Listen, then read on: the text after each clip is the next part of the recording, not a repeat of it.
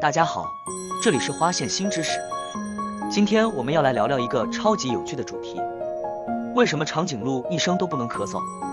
你也许会觉得有点奇怪，毕竟长颈鹿的脖子那么长，怎么可能不能咳嗽呢？但事实真的是这样。让我们一起来解开这个谜团。首先，让我们了解一下咳嗽的机制。咳嗽对于我们来说是一种保护机制，可以帮助我们排出呼吸道中的异物或病菌。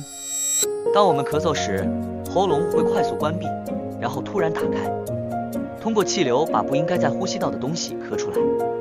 然而，长颈鹿的喉咙结构与众不同，它们的喉咙非常长，甚至可以长达2.5米。这样的设计让它们能够轻松地伸长脖子到树上的叶子，吃到其他动物难以达到的食物。但这也导致了一个问题：长颈鹿的喉咙关闭过程较慢，无法像我们一样快速关闭喉咙来咳嗽。这就意味着，当它们想要咳嗽时，无法在短时间内形成足够的气流来清除异物。不过，别担心，长颈鹿并不是毫无防护的，它们可以透过咽下水来清洁喉咙，或者利用打喷嚏的方式来清除异物。只是，它们无法像我们一样通过咳嗽来达到这个目的。所以，长颈鹿的生理结构确实是非常独特的，让它们在食物取得和自我保护方面有了特殊的进化方式。